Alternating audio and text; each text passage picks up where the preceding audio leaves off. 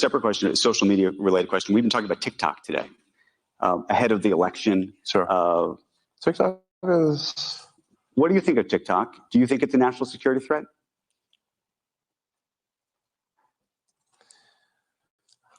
I don't use TikTok. Say that again? You don't? I don't personally use it.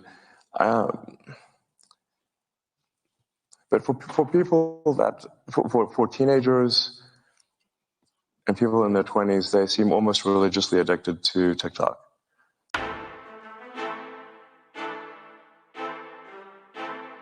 Actually, what this advertising boycott is going to do, it's going to kill the company.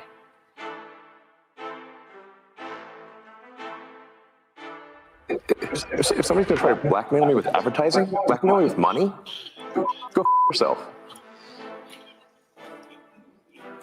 But go yourself. Is that clear?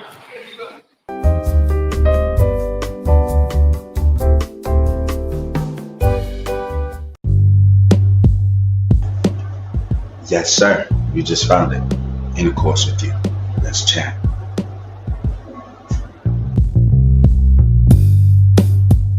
Welcome to the Intercourse Show. I am your host, Mr. B. Today we have a very exciting show for you. It is a show to discuss Elon Musk, power, influence, and wild storm. He did a deal book interview from the New York Times, and it got pretty heated. In that interview, there were some controversial statements made to his advertisers for Twitter, now known as X.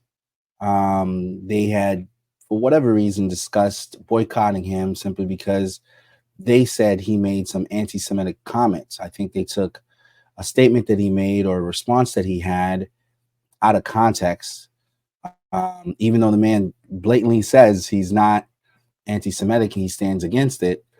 For some reason, they wanted to make him look bad. And so this is an hour and a half long conversation of Elon just kind of addressing that particular situation, as well as a few other things in terms of how he thinks and the success of his company. So without any further ado, let's get right into the show.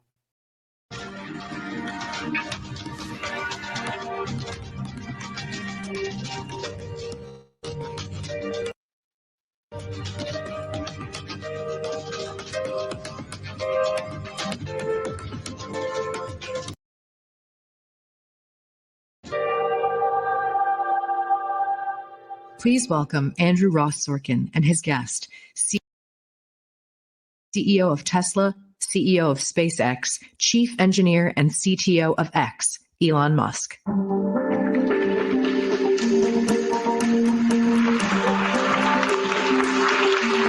good evening, everybody. Thank you so much for being with us throughout the day. And I couldn't be more pleased to sit with Elon Musk as our final interview of this remarkable time we've all had together. He doesn't need much of an introduction, but I want to say a couple things. He's the richest person in the world. He may very well be the most consequential individual in the world right now.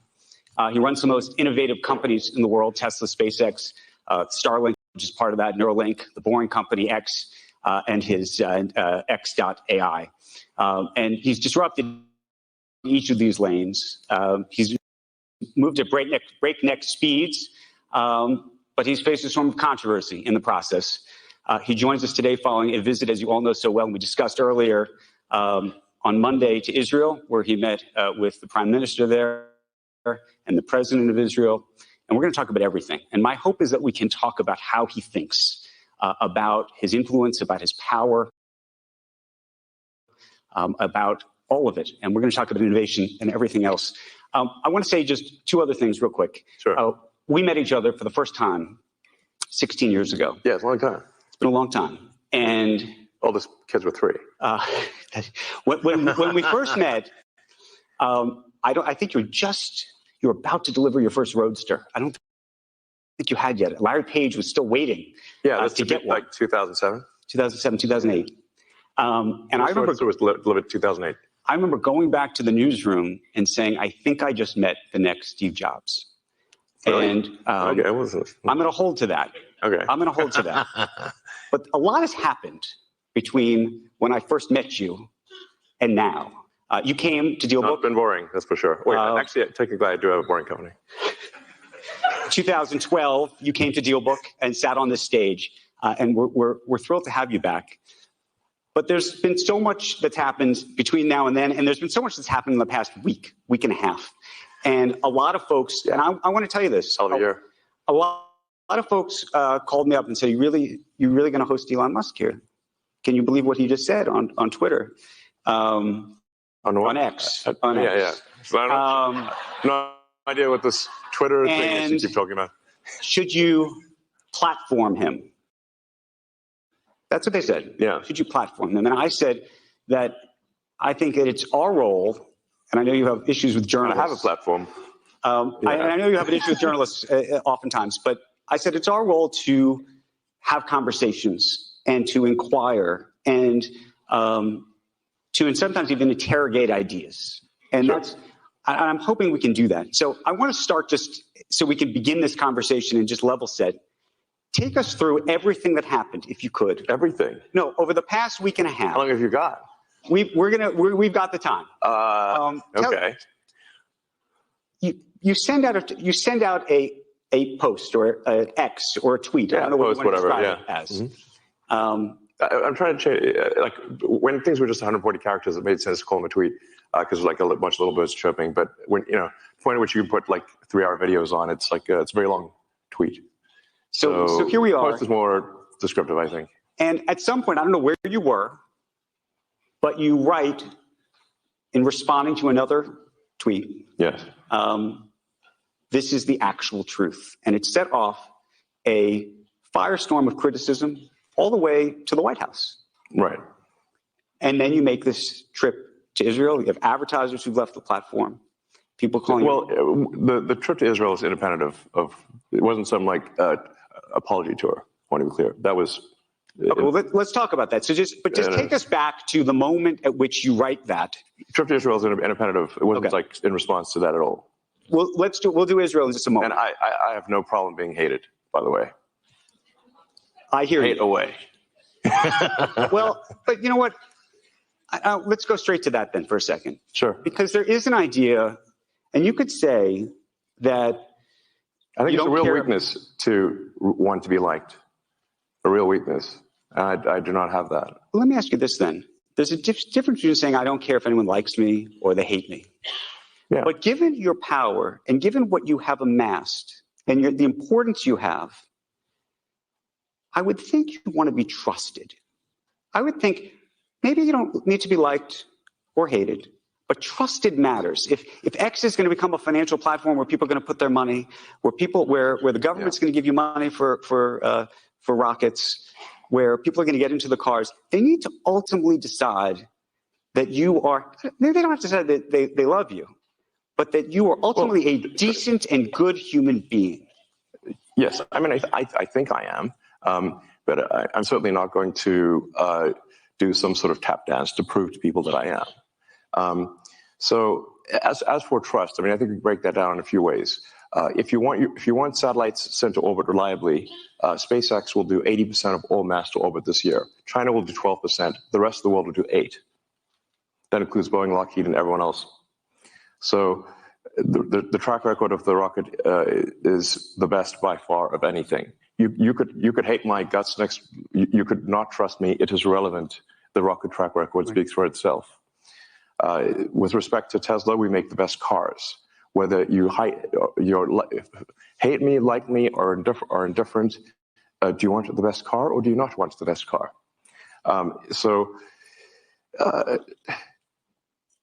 So I will certainly not pander. And Jonathan, like, the only reason I'm here is because you are a friend. Like, what was my speaking fee? You're not making any. First of all, I'm Andrew, but yeah, sorry, it's okay. Second of all, we've known each other for a very long time. Andrew Sorkin. Yes. And listen,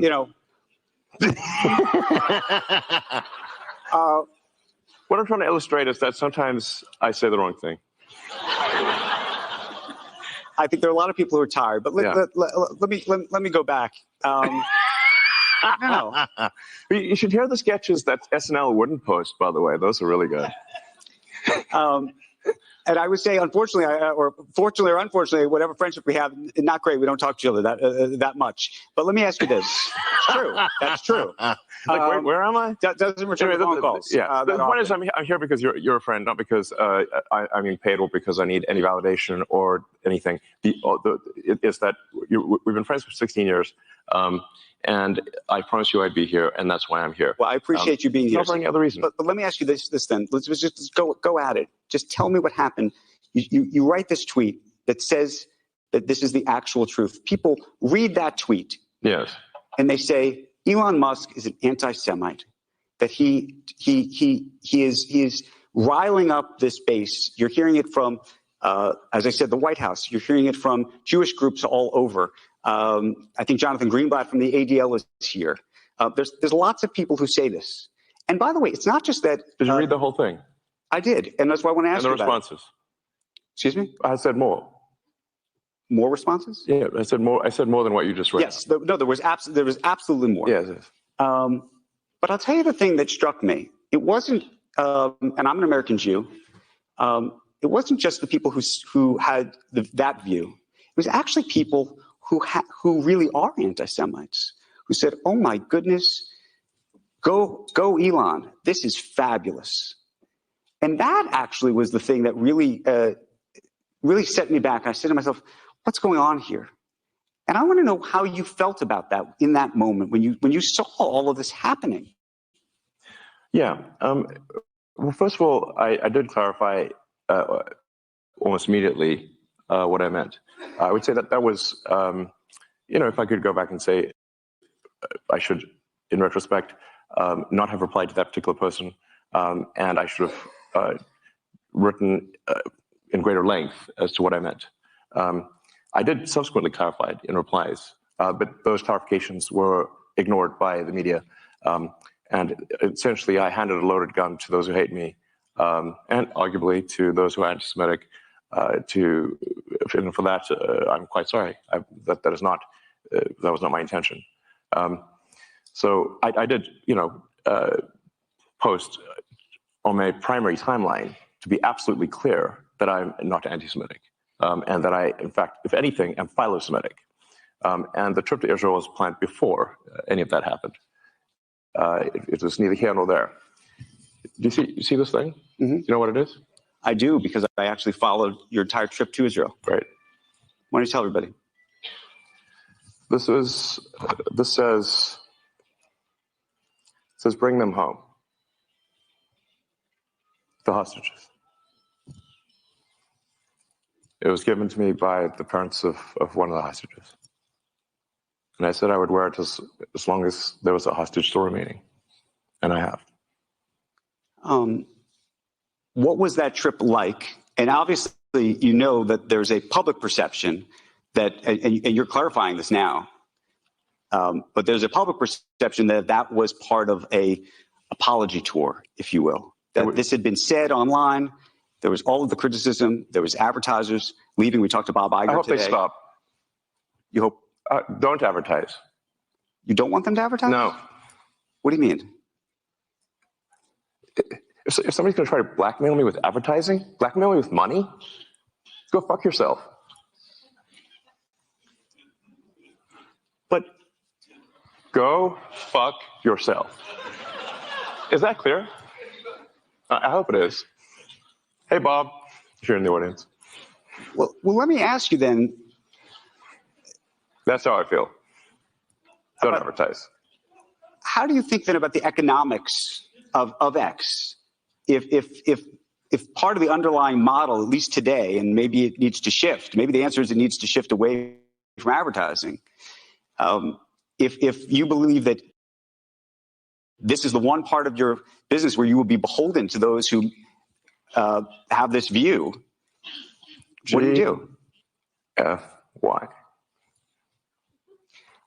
I understand that, but there's a reality too, right? Yes. No. I mean, Linda Yaccarino's right here, and she's got to sell advertising. Absolutely. So No, totally. No. Actually, what this advertising boycott is going to do, it's going to kill the company. And do you think that And the whole world will know that those advertisers killed the company, and we will document it in great detail. But those advertisers, I imagine, are going to say, we didn't kill the company. Oh yeah. They're going to say, tell it to Earth. But they're going to say, Elon, that you killed the company because you said these things, and that they were inappropriate things, and that they didn't feel comfortable on the platform, right? That's what they're going to say. And let's see how Earth responds to that. So this goes back to we'll both make our cases, right, and we'll see what the outcome is. What are the economics of that for you? I mean, you have enormous resources, so you can actually keep this company going for a very long time. Would you keep it going for a long time if there was no advertising? I mean, if the company fails because of an advertiser boycott, it will fail because of an advertiser boycott, and that will be what bankrupted the company, and that's what everybody on Earth will know. What do you think then of the? Again, this goes back to the idea of trust, though. Then it'll be gone, and it'll be gone because of an advertiser boycott. But you recognize that some of those people are going to say that they didn't feel comfortable on the platform, and I just wonder and ask you and think about that for a second. Tell it to the judge. But the judge is going to be the judge is the public, and you think that the public is going to say that Disney is making a mistake. Yes. And they're going to boycott Disney? They already are. Well, there are some that are for lots of different reasons, but you think that this is going to, that you have this goes to actually the interesting of power and leverage. Let the chips fall where they may. Let the chips fall where they may. Can I ask why that is the approach? And I ask it because you've been What's the other approach? Well, you've been very particular about the approach to Tesla. When you think about the engineering involved in that, the approach to SpaceX, the approach to some of the stuff you're doing with AI has been very specific, right? There's not a let the chips fall where they may approach to those business. And Tesla's gotten to where it's gotten with no advertising at all. I understand that. Tesla currently sells twice as much in terms of electric vehicles as the rest of electric car makers in the United States combined. Tesla has done more to help the environment than all other companies combined. It would be fair to say that, therefore, as a leader of the company, I've done more for the environment than everyone else, any single human on Earth. How do you feel about that? How do I feel about that? Yeah, no. I'm asking you personally how you feel about that, because we're talking about power and influence, and I'm saying what I care about is the reality of goodness, not the perception of it. And what I see all over the place is people who care about looking good while doing evil. Fuck them. Okay? Let me ask you this, because I think part of this, by the way, there's some people who said, look, owning X to begin with has just created problems, that you've created so many amazing things that are changing our world. And I know you want to make X this fabulous town square free speech platform, but that unto itself, that has created such a distraction of all of these things. This is the conversation we're having. We're not focused, or we're not talking at least yet, and we will, on Tesla. You have your Cybertruck deliveries tomorrow and everything else that you're doing. But yes, it will be the biggest product launch of anything by far on Earth this year. Is there any part of you, though, that just says, you know what, I just shouldn't have done this, or maybe I should sell it or give it away or do something else with the X piece of it? Yeah. Given the propensity for some of the things that you do and say on that platform to create these issues. Yeah.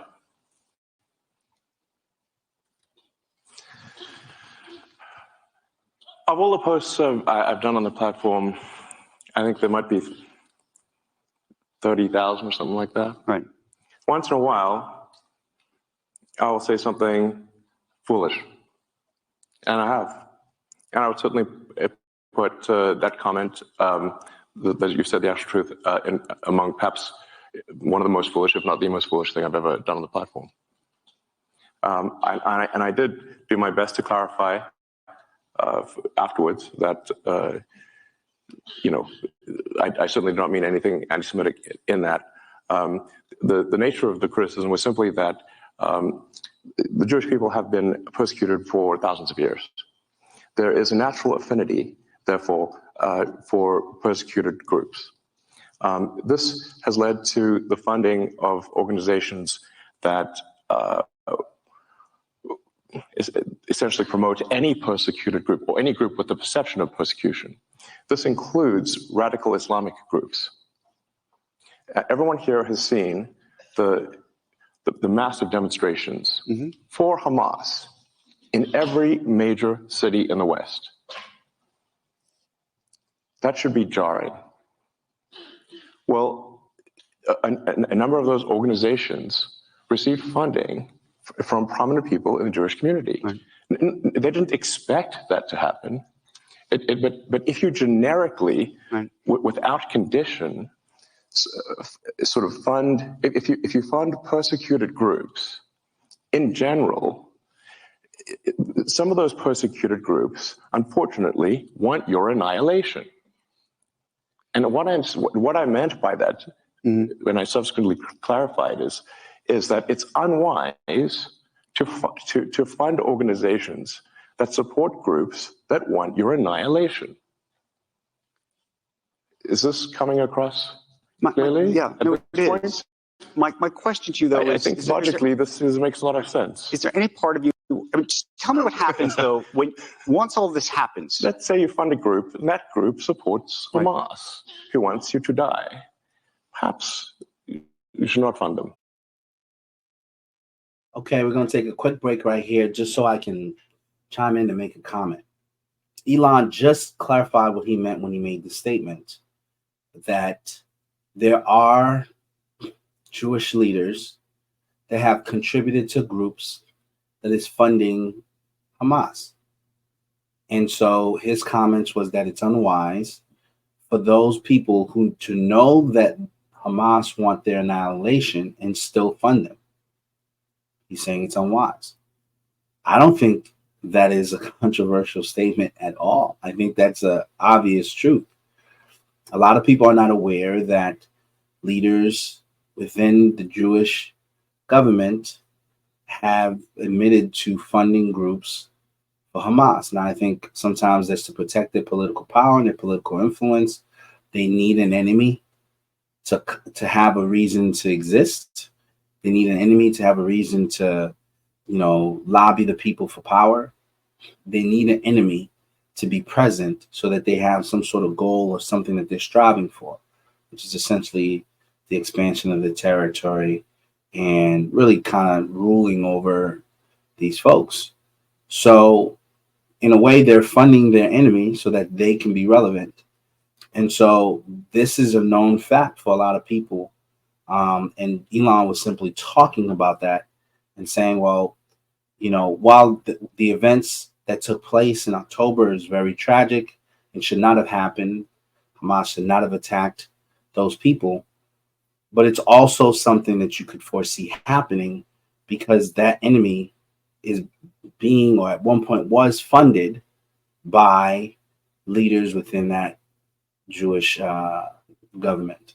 So, it's something to keep in context. I think a lot of times as people hear things or see things come in on a short form clip, they're not able to piece together the bigger picture that the person was trying to draw, when they made the statement. And I think hearing the full speech made adds proper context. So I'm just kind of weighing in as I hear what point he was trying to make.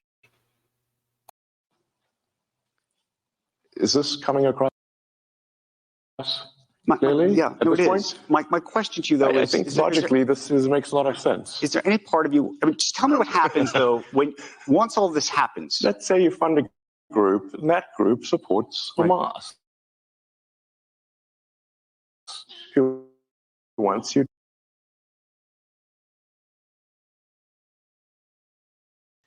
Perhaps you should not fund them. Right. But you do. Thank you. You do appreciate that when you wade into these very delicate waters at these very delicate times, Yes. that it can create a real, I mean, as it created headlines for the past 2 weeks and economic impact? I'm just so curious what happened in your brain when you see all this happening. I think are you sitting there going, oh my God, I stepped in it. I wish I didn't do that. Are you saying, screw them. I hate these people. Why are they after me? But all of that. Yeah, all of that. I mean, look, I'm sorry for that tweet or post. It was foolish of me. Of the 30,000, it might be literally the worst and dumbest post that I've ever done. And I try to my best to clarify 6 ways to Sunday. But at least I think over time it will be obvious that, in fact, far from being anti-Semitic, I'm in fact philo-Semitic. And all the evidence in my track record would support that. Let me ask you this, though. There are people who say crazy things on X, as you know. Maybe you think they're crazy, maybe they're not. The aspiration for X is to be the global town square. Now, if you were to walk down to, let's say, Times Square, right? Do you occasionally hear people saying crazy things? Yes, but they're not. But they don't have the megaphone, right? And that's the conundrum. No, right? They can only say it to the 50 or 100 people that are standing there in Times Square. They don't have a I mean, look, the joke I used to make about old Twitter was it was like giving everyone in the psych ward a megaphone. I'm aware that things can get promoted that are negative beyond the sort of circle of somebody simply screaming crazy things in Times Square, which happens all the time.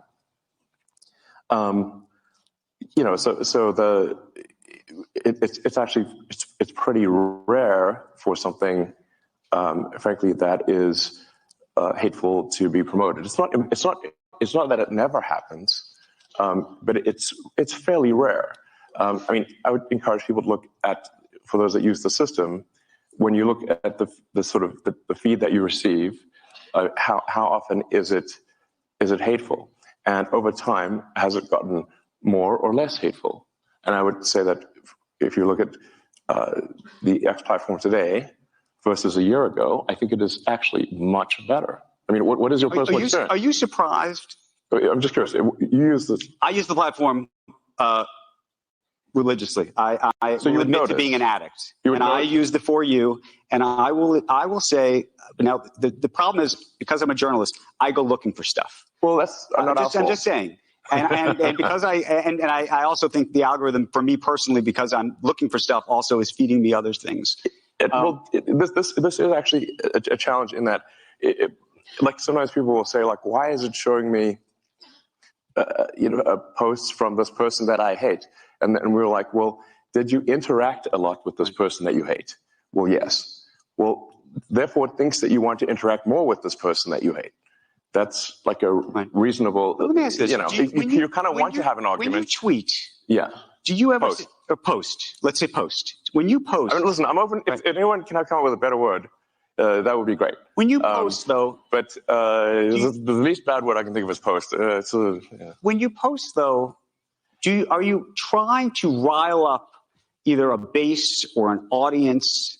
Do you recognize the power you have in that?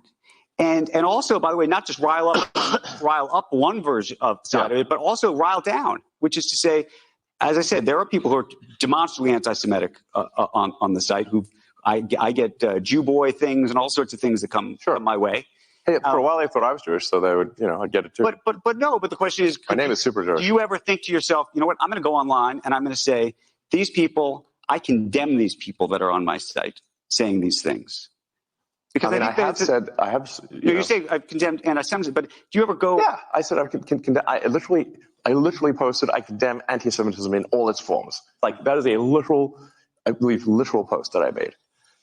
I'm like, listen, if I can get out the thesaurus, if you and we could, Let me ask you a different question. You compose it, I'll post it. Okay, let me ask you this. You were on a podcast about a month ago, and you said something that struck me, and it struck me as accurate. It came out of your mouth, so hopefully it is. But I'm hoping we go deep on this. Just because it came out of my mouth does not mean it's true. No, but you said my mind is a storm. I don't think most people would want to be me. They may think they want to be me, but they don't know. They don't understand. What did you mean by that? What was your mind being a storm? And I think I have known you for quite some time. I think it is a bit of a storm. Yes. Yeah, I mean, in as much as a weather metaphor makes sense, my mind often feels like a very wild storm. I mean, I have a fountain of ideas. I mean, I have more ideas than I could possibly execute. So I have no shortage of ideas. Innovation is not the problem. Execution is the problem. I've got a million ideas. I mean, I've got an entire design for an electric supersonic vertical takeoff jet, but I just can't do that as well. I've had that for 10 years. And there's a million things. Is your storm a happy storm?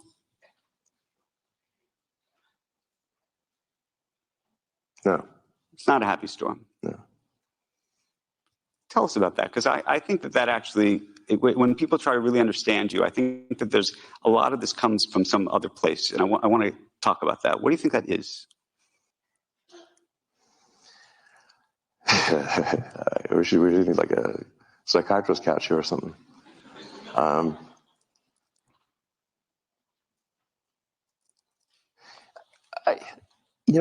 I think to some degree I was born this way, and then it was amplified by a difficult childhood, frankly. But I can remember even in happy moments when I was a kid that it just feels like there's just a rage of forces in my mind constantly. Now this, productively manifests itself in technology and building things for the most part. So, and I think on balance, the output has been very productive. I think the results, as we discussed earlier with SpaceX, Tesla, PayPal, which is still going today. The first internet company that I started, in fact, the first internet company I started, Zip2, was funded by a New York Times company, Hearst Knight Ridder, and in fact, we wrote some of the software for the New York Times website, and we helped bring online several hundred newspapers that previously were only in print. Now this is in the 90s, which at this point is I'm like a grandpa, basically. The 90s and internet feels like a Precambrian era when there were only sponges.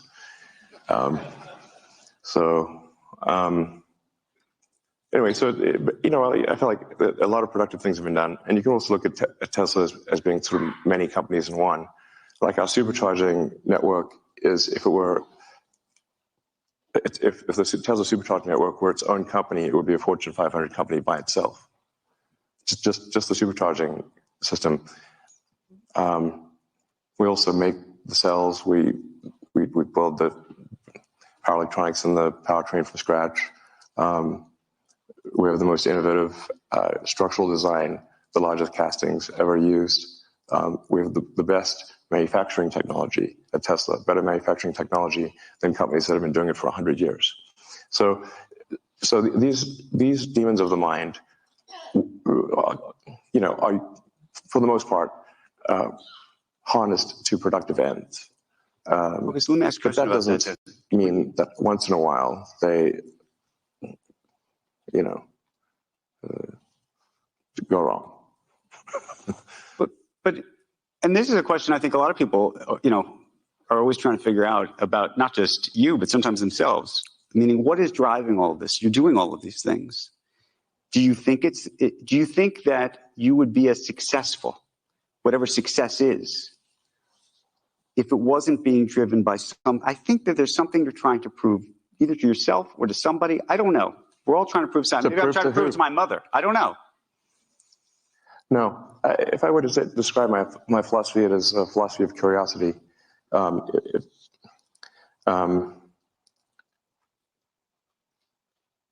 mean, I did have this existential crisis when I was around 12 about what's the meaning of life?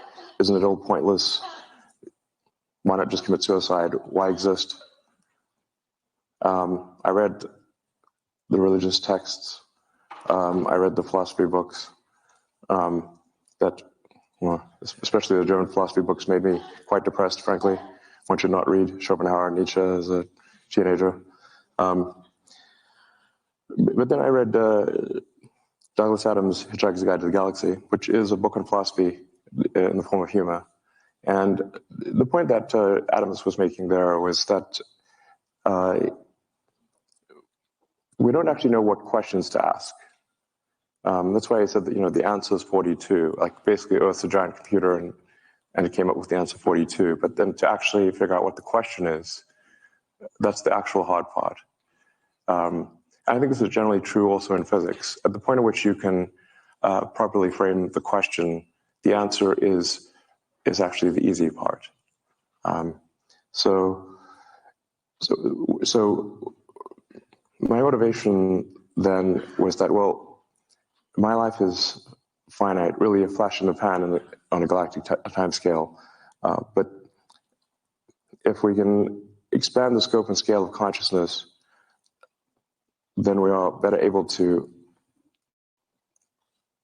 figure out what questions to ask about the answer that is the universe. And maybe we can find out the meaning of life, or even what the right question to ask is.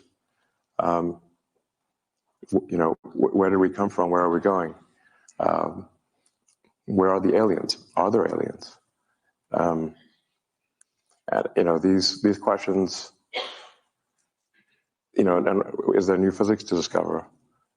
Or is this, because there seems to be some real questions about dark matter and dark energy. And so the purpose of SpaceX is to extend life beyond Earth on a sustained basis, so that we can at least pass one of the Fermi great filters, which is that of being a single planet civilization. If we are a single planet civilization, then we are simply waiting around for some extinction event, whether that is man-made or natural. But if you're a single planet civilization, eventually something will happen to that planet and you will die. If you're a multi-planet civilization, you will live much longer. Also, a multi-planet civilization that's the natural stepping stone to being a multi-stellar civilization and being out there among the stars. So now this, I think, has this is not simply a defensive motivation, but it is also one where that gives meaning, man's search for meaning. Can I ask you but let me finish this philosophy point, even though it may seem rather esoteric.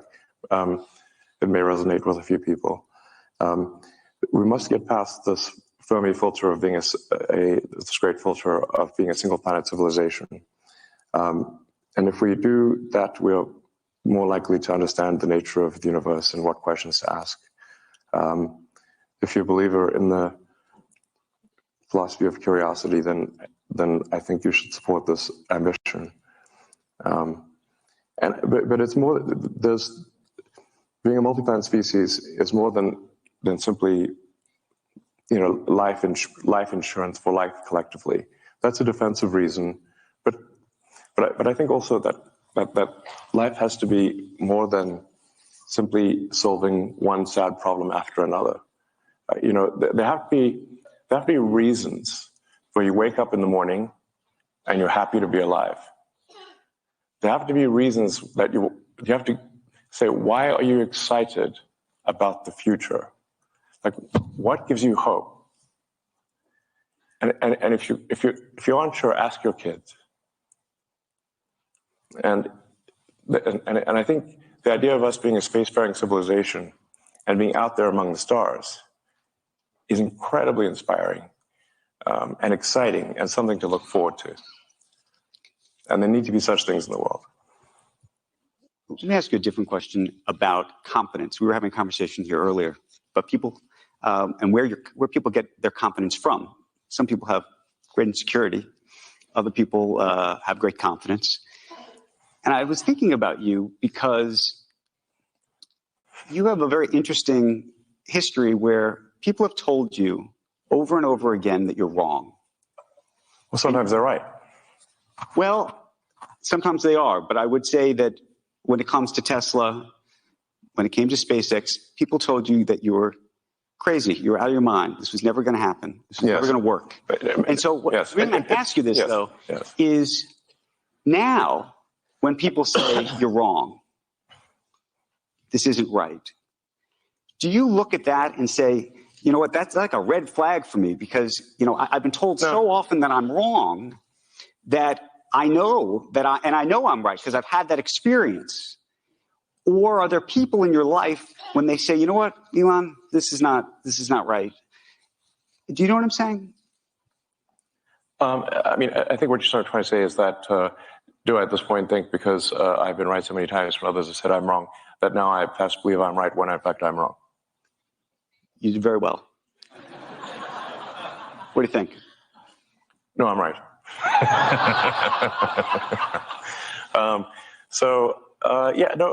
Look, here's the thing. Physics is unforgiving. Physics is unforgiving. So, I mean, I have, you know, these various little sayings that I've come up with that physics is the law and everything else is a recommendation. Right. In the sense that you can break any law made by humans, but try breaking a law made by physics. That's much more difficult. So if you are wrong and persist in being wrong, the rockets will blow up and the cars will fail. Right. So this is, we're not trying to just figure out what flavor of ice cream is the best flavor of ice cream. Right. Like if there's 1,000 things that can happen on a rocket flight, and only one of them gets the rocket to orbit. And so being wrong results in failure when dealing with physical objects. But that's the interesting part. So now you've built these great companies that physically, the physics of them are enormously successful. So successful, arguably, that you have leverage over everybody else, right? Nobody else can do Starlink. Nobody else can get nobody else can get the rockets in space yet. Amazon and Jeff Bezos are trying, but they haven't yet. I hope he does. You hope he does? Yeah. I mean, I think, you know, but I actually agree with a lot of Jeff's motivations. I mean, I think, you know, he's, you know, and so let me put it this way. If there was a button I could press that would delete Blue Origin, I wouldn't press it. So I think it's good that he's spending money on making rockets too. You know, it's just perhaps he spend more time on it, but you know, it's up to him. But I should make a point here. So nothing any of my companies have done has been to stifle competition. In fact, we've done the opposite. So at Tesla, we have open sourced our patents. Anyone can use our patents for free. How many companies do you know who've done that? Can you name one? I can't. At SpaceX, we don't use patents. So, I mean, she said once in a while we'll file a patent just so some patent troll doesn't cause trouble. But we're not stopping any. We've done nothing anti-competitive. We've done nothing to stop our I'm not suggesting you are at all. No, I just want to clarify for the audience because some companies have done anti-competitive things. I think the strange thing or the unusual thing about SpaceX and Tesla is that we've done things that have helped our competition. So at Tesla, we have made our supercharger system open access. We've made our charger technology available for free to the other manufacturers. The reason no walled garden. We could have put a wall up, but instead we invited them in. The reason I mention this, though, is because you've had this success in the physics world, you now have these very difficult decisions that have huge impacts on the world that are not physical decisions at all. They're decisions of the mind. They're decisions that you and others have to make. And there's a question whether you should be making these decisions at all. And I think about it in the context of Starlink. Obviously, there was the report about how it's being used in Ukraine and the Russia war. There's questions about Taiwan, whether Taiwan should use it or will use it. I believe they're not right now because they're worried that at some point maybe the Chinese will tell you that you have to, they have leverage over you and you're going to have to turn that off, right? I mean, these are very difficult decisions. And I'm so curious how you think about that. And not just the decisions, the fact that you have that power. I think it's important for the audience to understand that the reason I have these powers is not because of some anti-competitive actions. It's simply because we've executed very well. Oh, I'm not dismissing that. I think there are so many people, by the way, who are huge supporters of what you've created. There are other satellites out there, but they're not as good as yours. And the same, and we can say maybe make the same argument of cars and everything else. Yeah. But as a result, that gives you enormous leverage. Right? Okay. I mean, with the exception of by the way, these advertisers who aren't on X, in every other instance, everybody needs you. Well, I mean, they use our product if it's better than use somebody else's product if the other product's better. And I accept that. And maybe one day somebody else will create a better product. Is it how is it a bad thing to make better products than other companies? Well, and I want to just go back to the Starlink piece of it, though, because that has sort of a geopolitical ramification in terms of your power and how you think about that specific power, and then the power that the U.S. government might have either over you or not over you, the power the Chinese government might have over you or not over you, and how those things get used. I mean, what are you suggesting? I'm asking the question around this very idea of how these satellites are going to be used, whether you think that you should have control of them, whether the government should have control of them. Do you trust the government? Well, there's a lot of people who don't trust the government. Exactly. But then this goes back to the trust of you, right? I mean, like I said, we're not the only company who has communication satellites. Our satellites are just much better than theirs. So it's not like we have a monopoly. Right. Do you feel like anybody has product? It's not like. Do you feel anybody has leverage over you? I mean, I think at the end of the day, if we make bad products that people don't want to use, then the users will vote with their resources and use something else. Let me pivot the conversation for a second. I mean, certainly, my company's overseen by regulators, and while since SpaceX, Starlink, Tesla are overseen by cumulatively over 100 regulators, in actually more than that, a few hundred regulators, because we're in 55 countries.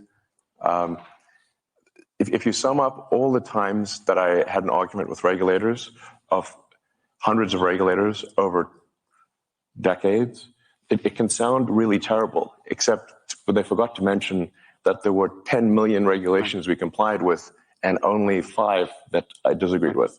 But they list all the 5, and it sounds like, wow, this guy's a real maverick. I'm like, yeah, but what about the 10 million we complied with?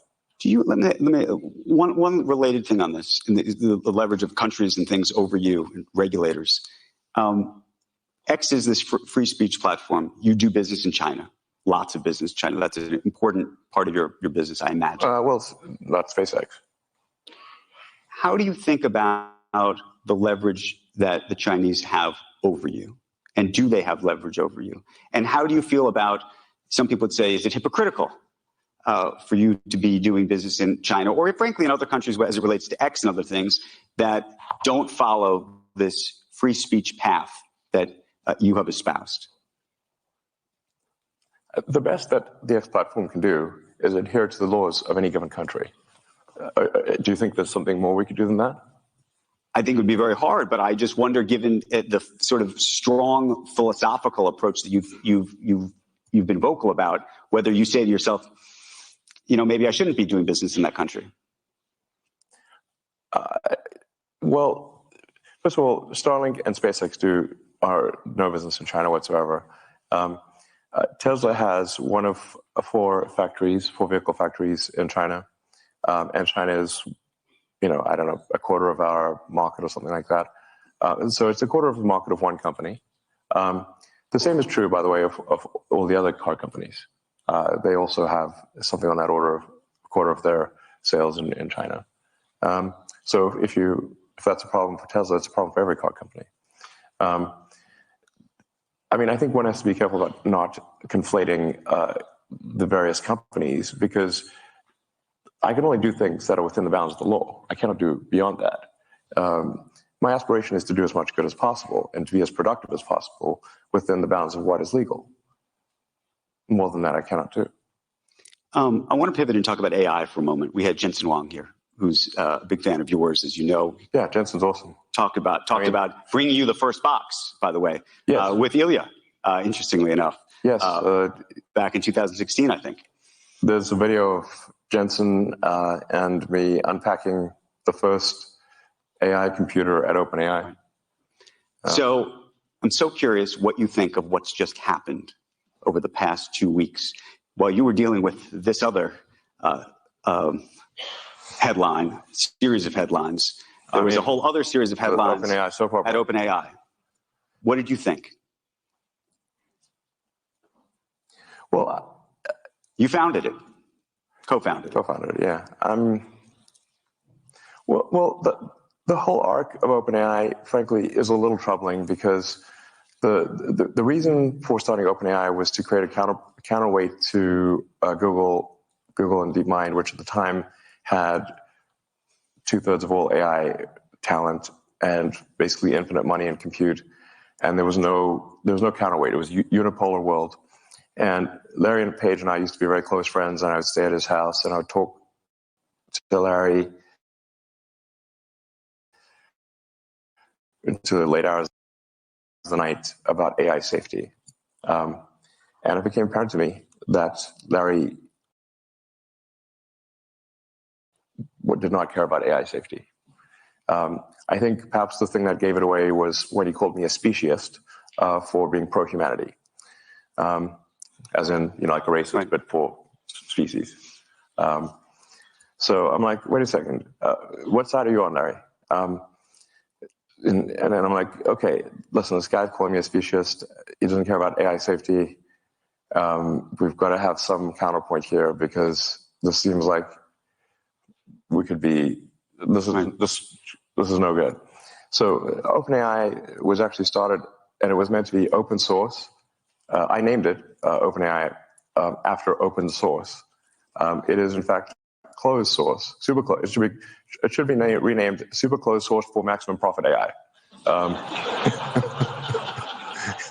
So because this is what it actually is. Fate loves irony. In fact, a friend of mine says like the way to predict outcomes is the most ironic outcome is the most. It's like this Occam's razor. Like the simplest sort of explanation is most likely. And my friend Jonah's view is that the most ironic outcome is the most likely. And that's what's happened with OpenAI. It's gone from an open source foundation, a 501c3, to suddenly it's like a $90 billion for-profit corporation with closed source. So I don't know how you go from here to there.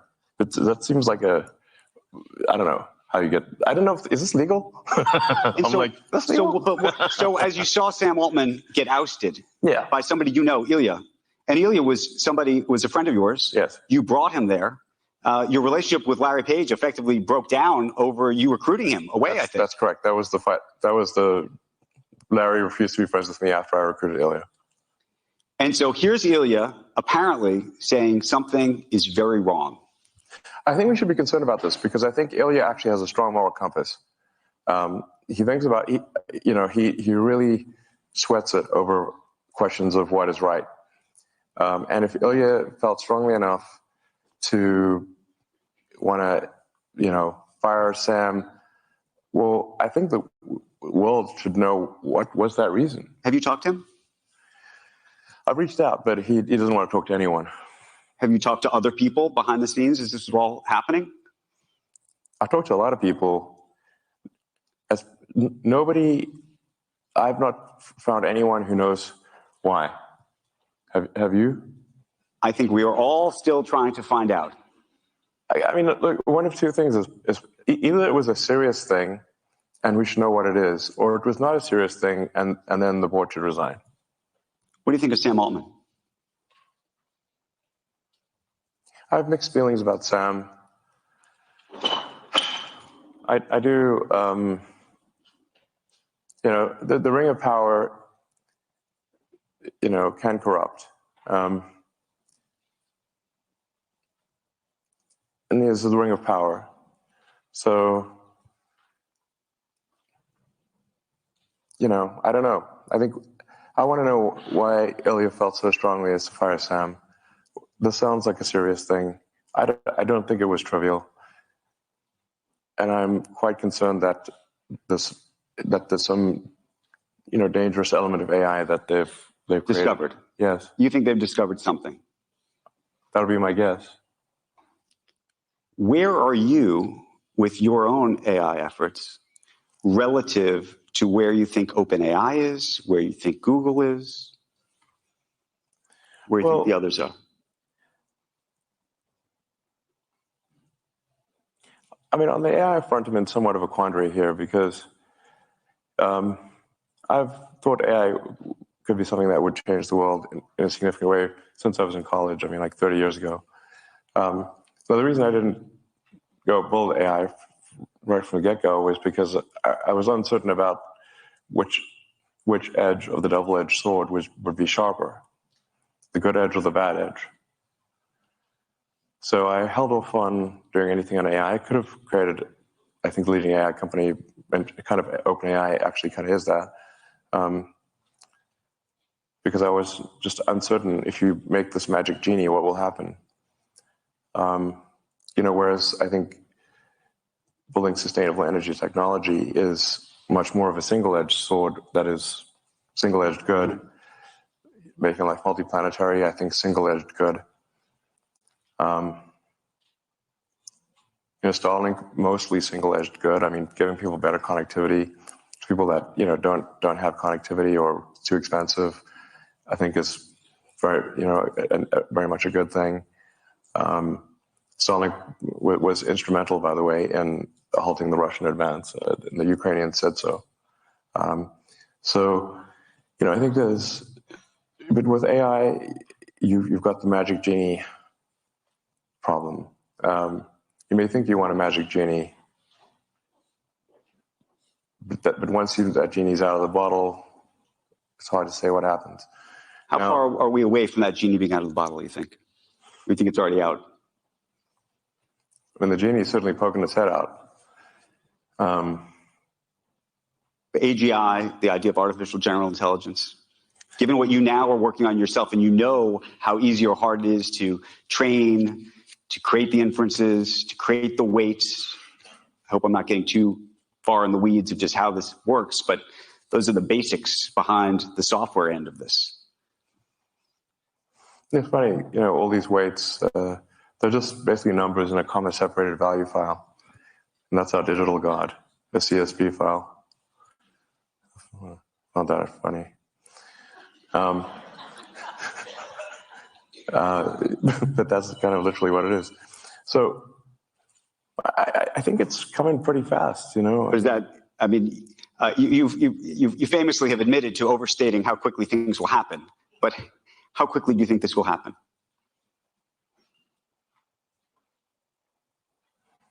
If you say smarter than the smartest human at anything, yep, it may not be then quite smarter than all humans, all machine augmented humans, you know, because people have got computers and stuff. There's a higher bar. But if you say smarter than any, you know, can write as good a novel as, say, J.K. Rowling, or discover new physics or invent new technology, I would say that we are less than 3 years from that point. Let me ask you a question about XAI and what you're doing. And because there's an interesting thing that's different, I think, about what you have relative to some of the others, which is you have data, you have information, you have all of the stuff that everybody in here has put on the platform to sort through. And I don't know if everybody realized that initially. What is the value of that?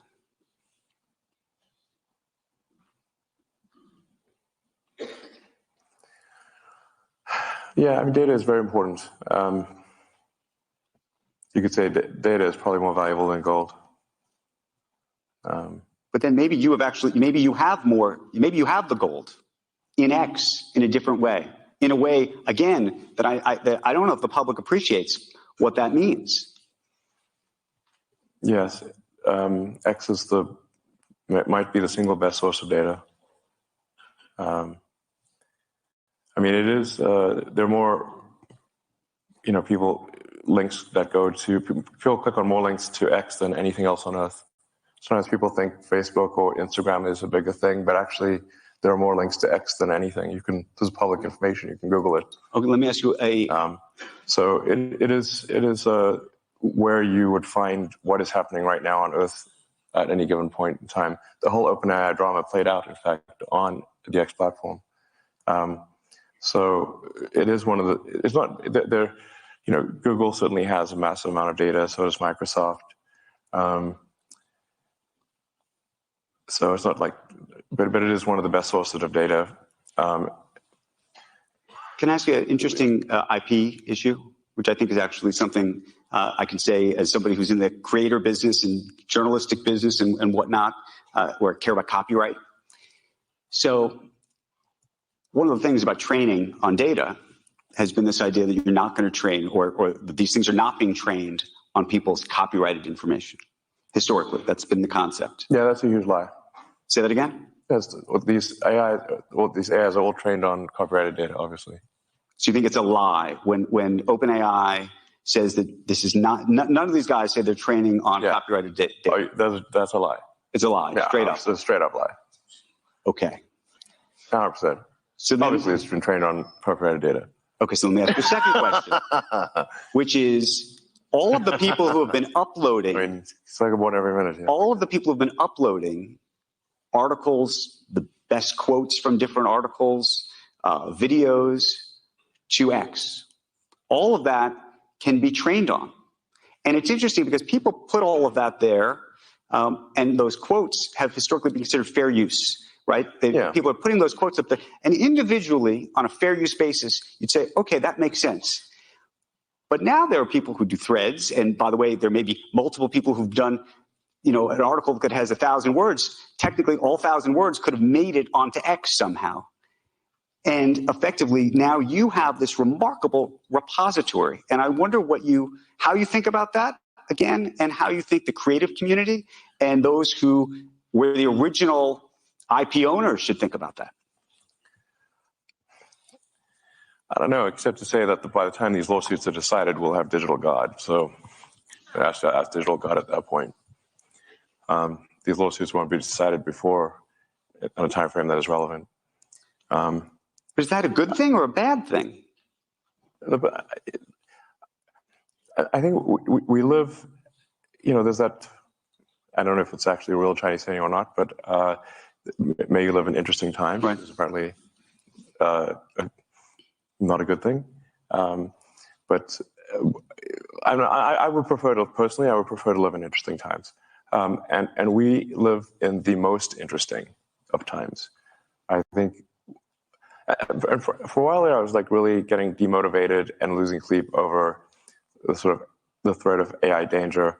And then I finally sort of became fatalistic about it and said, well, even if I knew annihilation was certain, would I choose to be alive at that time or not? And I said, I probably would choose to be alive at that time because it's the most interesting thing, even if there's nothing I could do about it. So then, then basically sort of a fatalistic resignation helped me sleep at night because I was having trouble sleeping at night because of AI danger. Now, what to do about it? I mean, I've been the biggest, the one banging the drum the hardest, by far the longest, or at least one of the longest for AI danger. And these regulatory things that are happening, the single biggest reason they're happening is because of me. Do you think they're ever going to get their arms around it? We talked to the vice president this afternoon. She said she wants to regulate it. People have been trying to regulate social media for years and have done nothing effectively. Well, there's regulation around anything which is like a physical danger or a danger to the public. So like cars are heavily regulated, communications are heavily regulated, rockets and aircraft are heavily regulated. The general philosophy about regulation is that when something is a danger to the public, that there needs to be some government oversight. So I think, in my view, AI is more dangerous than nuclear bombs. And we regulate nuclear bombs. You can't just go make a nuclear bomb in your backyard. I think we should have some kind of regulation with AI. Now, this tends to cause the AI accelerationists to get up in arms because they think AI is sort of heaven, basically. But you typically don't like regulation. You've pushed back on regulators for the most part in the world of Tesla and so many instances where we read articles about you pushing back on the regulators. I'm so curious why, in this instance, now you own one of these businesses. As I said a moment ago, one should not take what is viewed in the media as being the whole picture. There are literally hundreds. This is probably not an exaggeration. So there are probably 100 million regulations that my companies comply with, and there are probably 5 that we don't. And if we disagree with some of those regulations, it's because we think the regulation that is meant to do good doesn't actually do good. But that's an interesting thing. Defying regulations. But the question is, if there are laws and rules, whether the idea is that you're making the decision that the law and the rule shouldn't be the law and the rule, and then, right? Isn't? No, I'm saying you're fundamentally mistaken, and it should be obvious that you're mistaken. My company's automotive is heavily regulated. We would not be allowed to put cars on the road if we did not comply with this vast body of regulation. Now, you could fill up the stage with literally, 6 foot high, with the regulations that you have to comply with to make a car. Right. Would make you could have a room full of phone books. That's how big the regulations are. And if you don't comply with all of those, you can't sell the car. And if we don't comply with all the regulations for rockets or for Starlink, they shut us down. So in fact, I am incredibly compliant with regulations. Now, once in a while, there'll be something that I disagree with. The reason I would disagree with it is because I think the regulation in that particular case, in that rare case, does not serve the public good. And therefore, I think it is my obligation to object to a regulation that is meant to serve the public good, but doesn't. That's the only time I object, not because I seek to object. In fact, I'm incredibly rule following. Let me ask you a separate question, a social media related question. We've been talking about TikTok today, ahead of the election. Sure. TikTok is... What do you think of TikTok? Do you think it's a national security threat?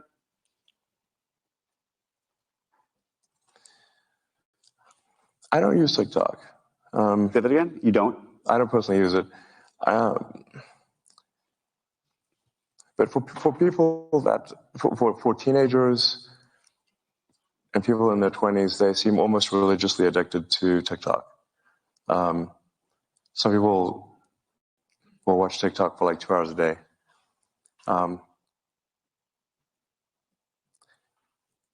I stopped using TikTok when I felt the AI probing my mind, and it made me uncomfortable. So I stopped using it. And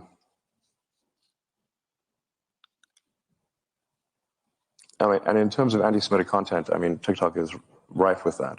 It has the most viral anti-Semitic content by far. But do you think the Chinese government is using it to manipulate the minds of Americans? No. Is that something that you think we should worry about? I mean, you have different states that are trying to ban it. I don't think this is some Chinese government plot.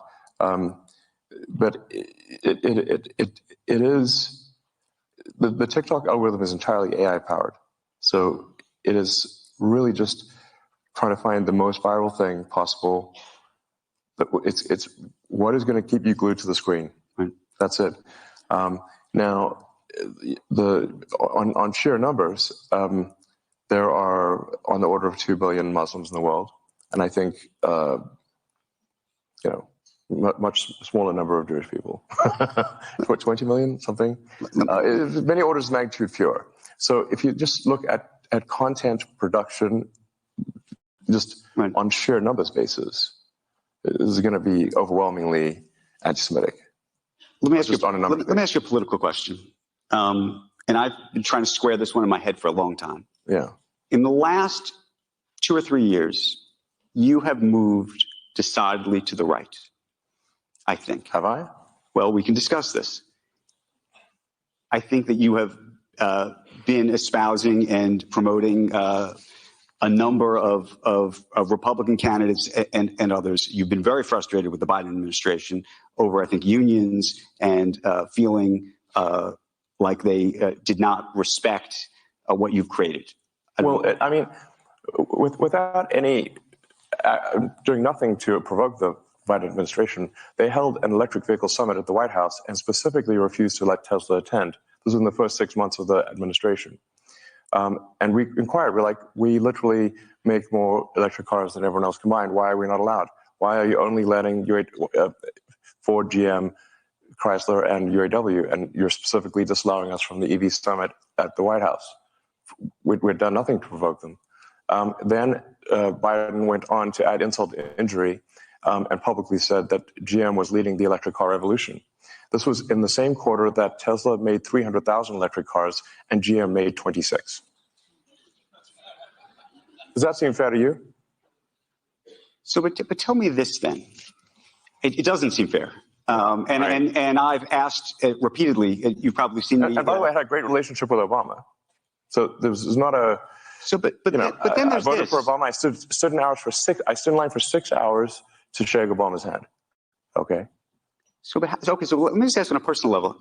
I can see it in your face. This hurt you personally. And it hurt the company too. And it was an insult to, Tesla has 140,000 employees. Okay, of the half of them are in the United States. Tesla has created more manufacturing jobs than everyone else combined. So let me ask this then. You've devoted at least the last close to 20 years of your life, if not more, to the climate change, trying to get Tesla off the ground, in part to improve climate. You talked about that. A real right-wing motive repeatedly. God, far right, if anything. I understand that. And then it's right. Reverse psychology next level. Well, no, but so here's then the question, which is how do you square the support that you have given? I believe you were at a fundraiser for Vivek Ramaswamy, for example, who says that the climate issue is a hoax, right? Yeah, I disagree with him on that. But I would think that would be such a singular issue for you. I would think that the climate issue would be such a singular issue for you that actually it would disqualify almost anybody who didn't take that issue seriously. Well, I haven't endorsed anyone for president. I mean, I wanted to hear what Vivek had to say because I think some of his things some of the things he says I think are pretty solid. He's concerned about government overreach, about government control of information. The degree to which old Twitter was basically a sock puppet of the government was ridiculous. It seems to me that there's a very severe violation of the First Amendment in terms of how much government control, how much control the government had over old Twitter, and it no longer does. So there's a reason for the First Amendment. The reason for the First Amendment for freedom of speech is because the people that immigrated to this country came from places where there was not freedom of speech, and they were like, you know what, we got to make sure that that's constitutional, because where they came from, if they said something, they'd be put in prison, or there'd be, something bad would happen to them. So, and freedom of speech, you have to say, when is it relevant? It's only relevant when someone you don't like can say something you don't like, or it has no meaning. And as soon as you sort of, throw in the towel and concede to censorship, it is only a matter of time before someone censors you. And that is why we have the First Amendment. Could you see yourself voting for President Biden? If it's a Biden-Trump election, for example? I think I would not vote for Biden. You'd vote for Trump. I'm not saying I'd vote for Trump, but I mean, this is definitely a difficult choice here. You know, would you vote for Nikki Haley? Nikki Haley, by the way, wants all social media names to be exposed, as you know. No, I think that's outrageous.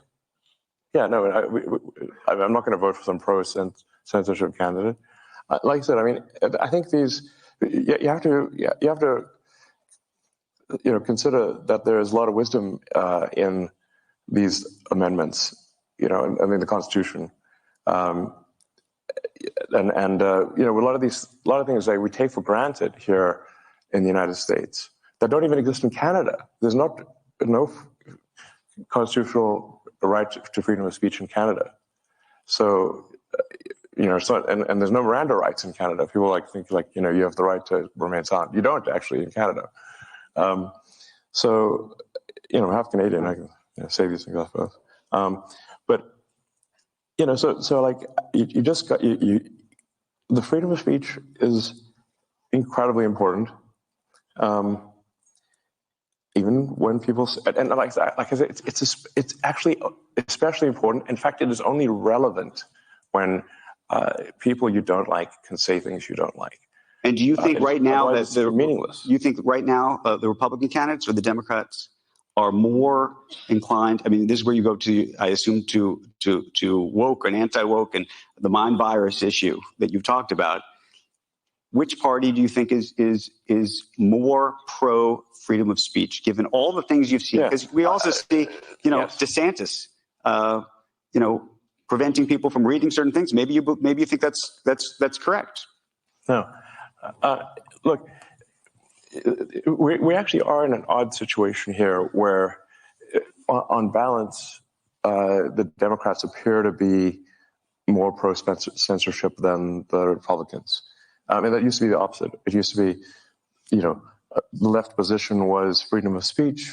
I believe at one point, the ACLU even defended the right of someone to claim that they were Nazi or something like that. So they really were the left was freedom of speech is fundamental. And I mean, my at least perception, perhaps it isn't accurate, is that the pro-censorship is more on the left than the right. We certainly get more complaints from the left than the right, let me put it that way. But my aspiration for the X platform is that it is the best source of truth, or the least inaccurate source of truth. And while, I don't know if you will believe me or not, but I think honesty is the best policy. And I think that the truth will win over time. And we've got this great system, and it's getting better, called Community Notes, which is fantastic, I think, at correcting falsehoods or adding context. In fact, we make a point of not removing anything, but only adding context. Now, that context could include that this is completely false, and here's why. And no one is immune to this. I'm not immune to it.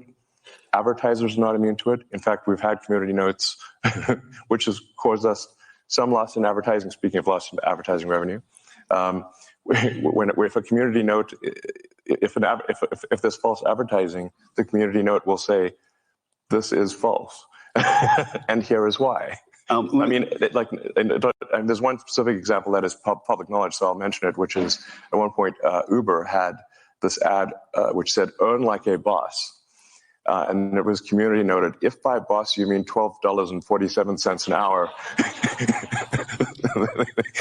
this did cause at least a temporary suspension of advertising from Uber. I got to ask you a question that might make everybody in the room uncomfortable or not uncomfortable. It goes to the free speech issue. The New York Times company and the New York Times newspaper, it appeared over the summer to be throttled. What did? The New York Times. Well, we do require that that everyone has to buy a subscription, and we don't make exceptions for anyone. And I think if I want the New York Times, I have to pay for a subscription. and they don't give me a free subscription.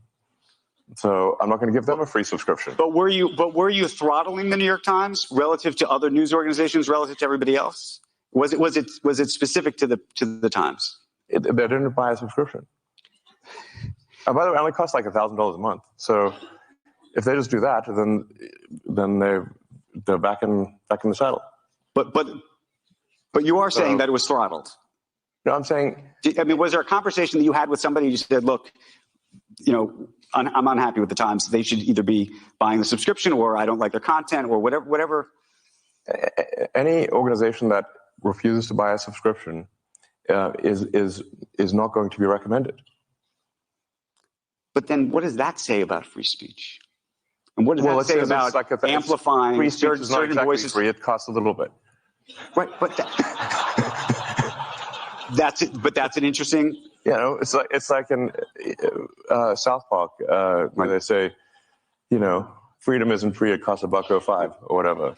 But it's pretty cheap. Okay, it's low cost freedom. I got a couple more questions for you. You're headed back to Texas after this to launch the Cybertruck. Yeah, it's going to be a big launch.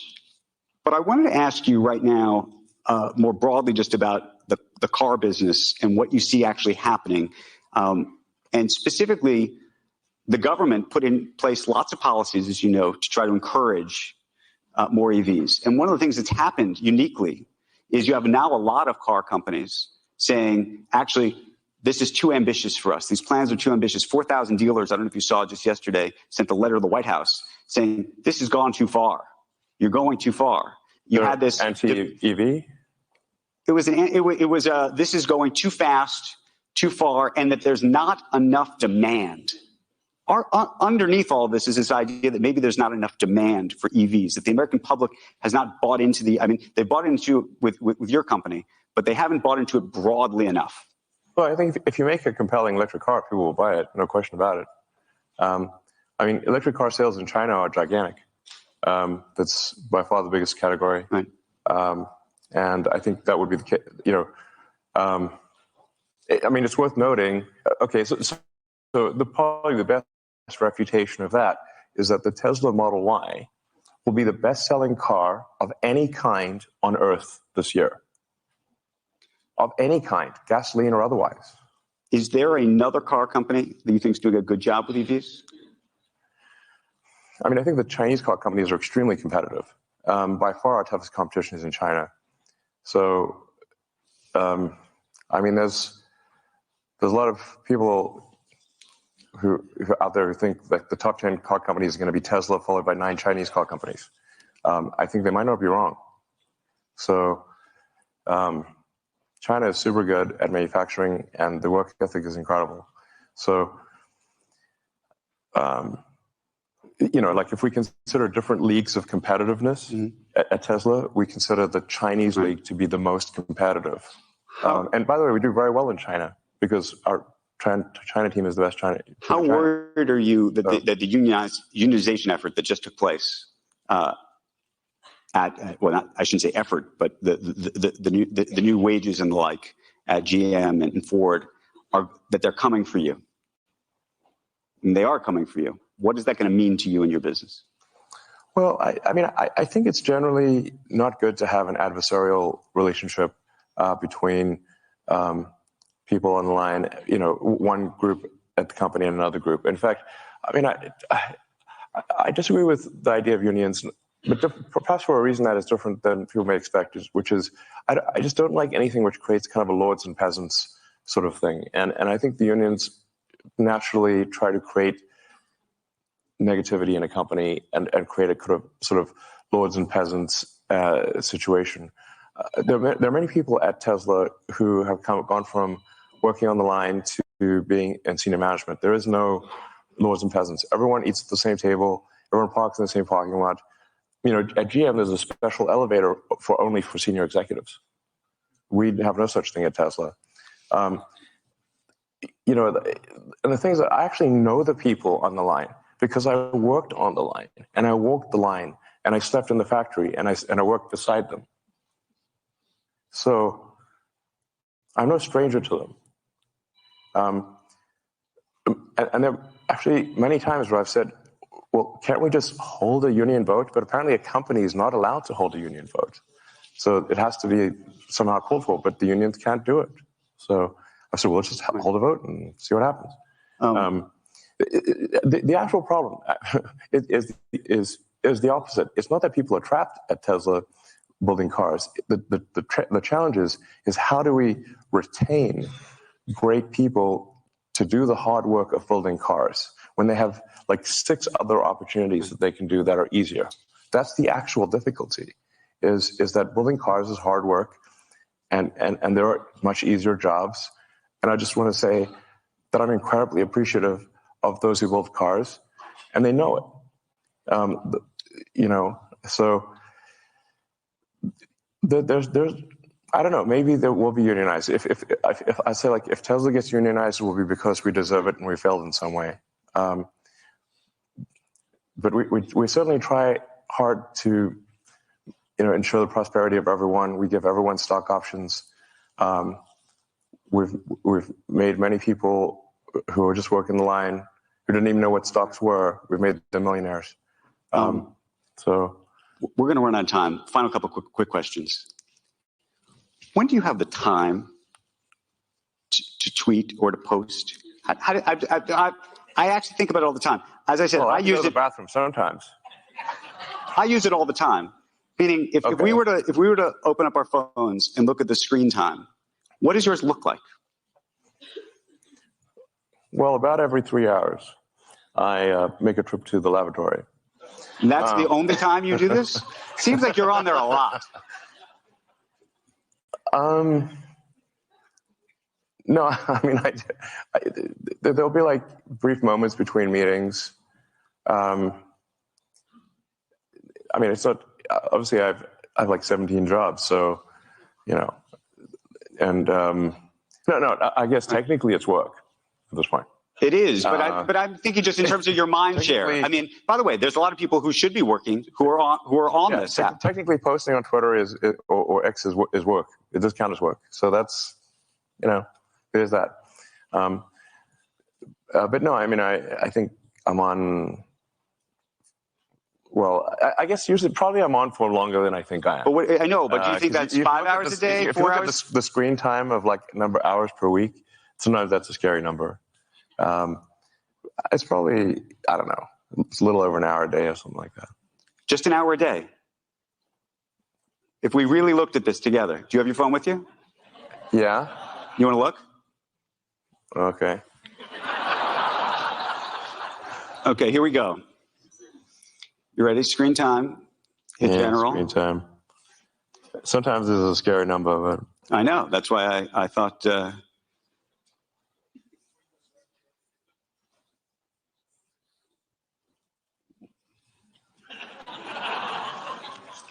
I just got a new phone, so I think this is not accurate because it says it's 1 minute. Pretty sure it's more than that. Wait, it's over the week. There we go. Yeah, go to the week. Okay, so it's still wrong. It's more than 4 minutes. I just got a new phone, so this is not accurate. It literally says 4 minutes. New phone.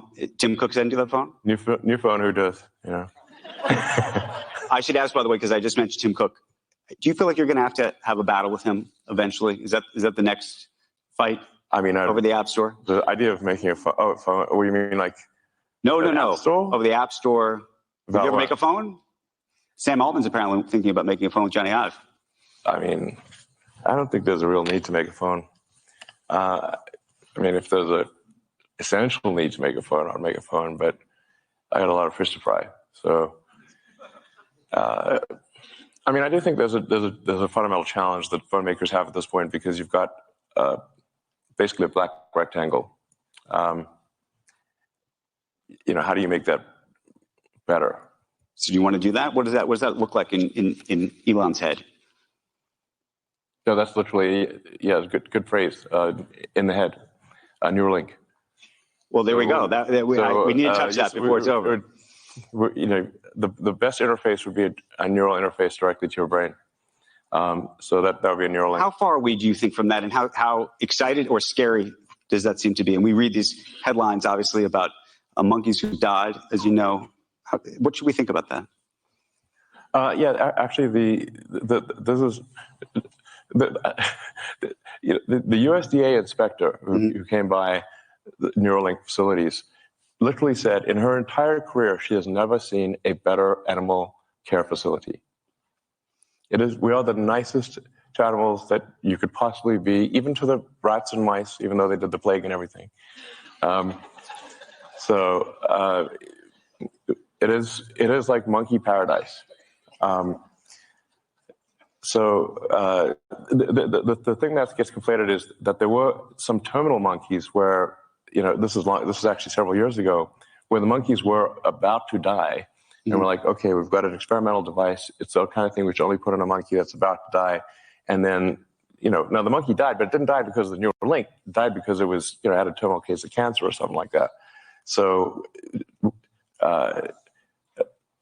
Neuralink has never caused the death of a monkey. It's the best, unless they're hiding something from me, it has never caused the death of a monkey. And in fact, we've now had monkeys with Neuralink implants for like 2-3 years, and they're doing great.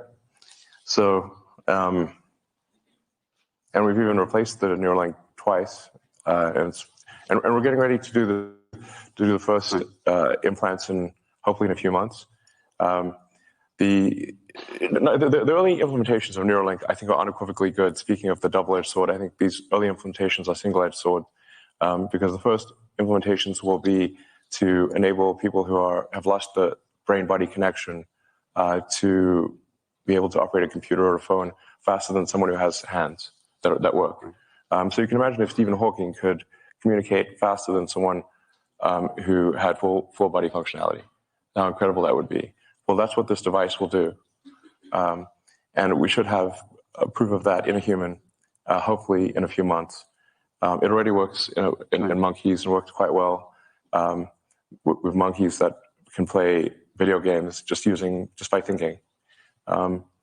So then the next application after the sort of those, dealing with tetraplegics and quadriplegics is going to be vision. Vision is the next thing. So it's like if somebody has lost both eyes, or the optic nerve has failed, basically where they have no possibility of having sort of some ocular correction, that will be the next thing for Neuralink, is a direct vision interface. And in fact, then you could be like Geordi LaForge from Star Trek. You could see in like any frequency. Actually, you could see in radar if you want. 2 final questions, and then we're going to end this conversation, which I think has taken everybody inside the mind of Elon Musk today. Not as well as Neuralink will, though.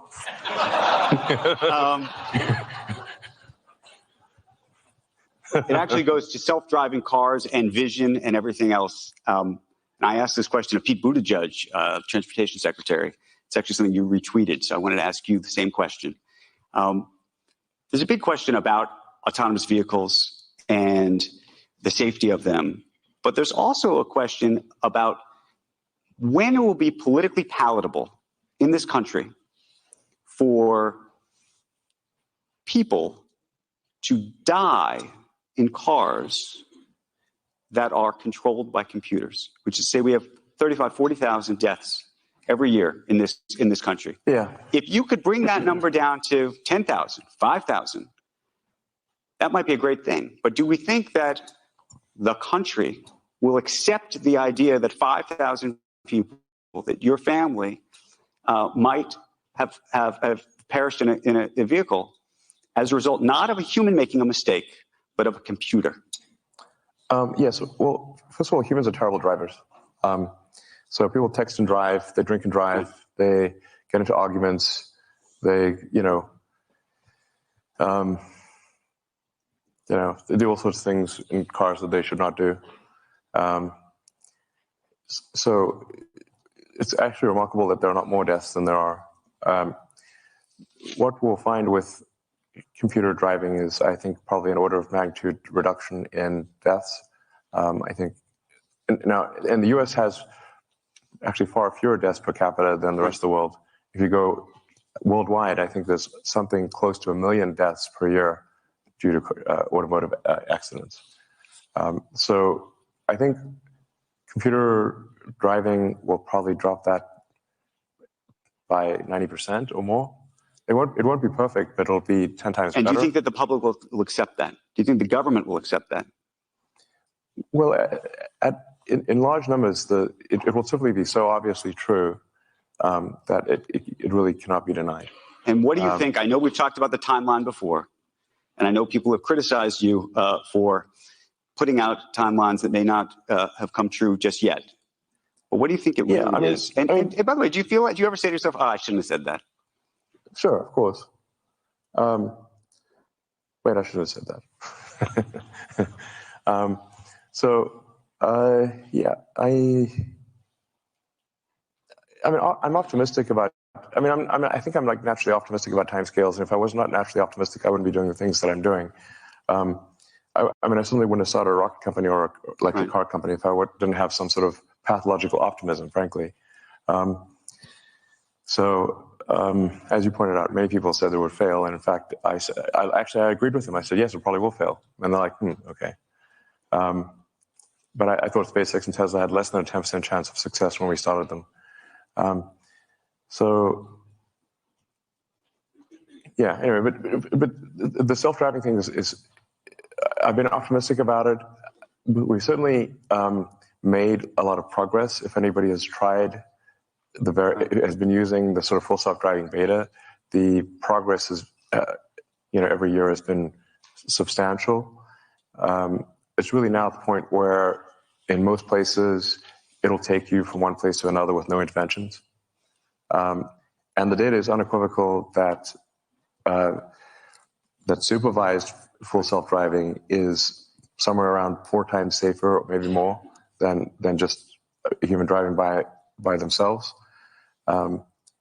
So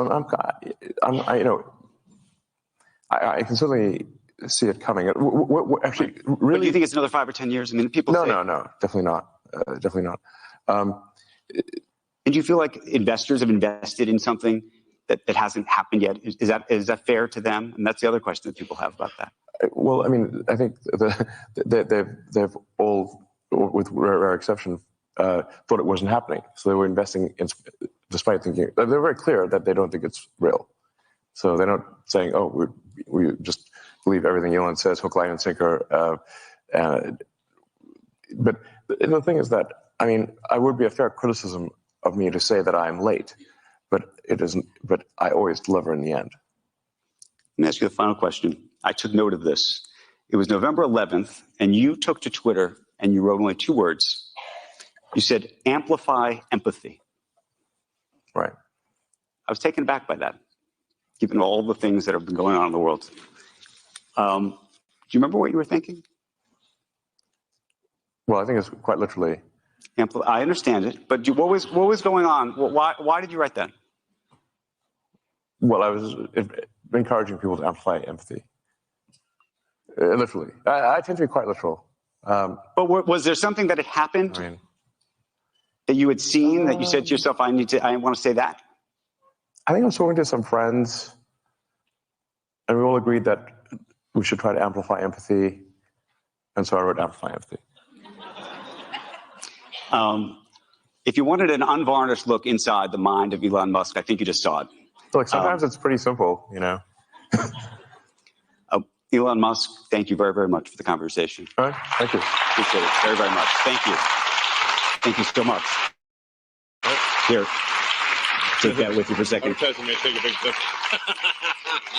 I'm just going to say thank you to everybody who stuck around for what has been a remarkable day. We're so appreciative of everybody who has been with us for so many years, coming back to this every year. So thank you, thank you, thank you. I hope you had a great day, and I hope we have an opportunity to do this again. Elon Musk, everybody, thank you. There you have it, the full interview with Elon Musk, where he explains his thinking, his motivations. I think that is a very, very smart man. Like he said, he makes some of the best products in the world. Definitely a man who is a trendsetter, and I think the world is benefited by his existence. Sometimes things are said and taken out of context, and in actuality, they're not as bad as a lot of us make it out to be. So the one thing I would advise people when they hear something taken out of context or a clip or something that's being pushed by the media in a certain way, find the full interview, find the full context of what was being said. You may come away with a whole different meaning of what was being said and not, take it offensively in the ways that you thought it was originally portrayed. So with that said, I thank you guys for joining us, and I ask that you, subscribe and stay tuned to a lot more, great entertainment that we have for you. I'm in the race, Captain looking out of space.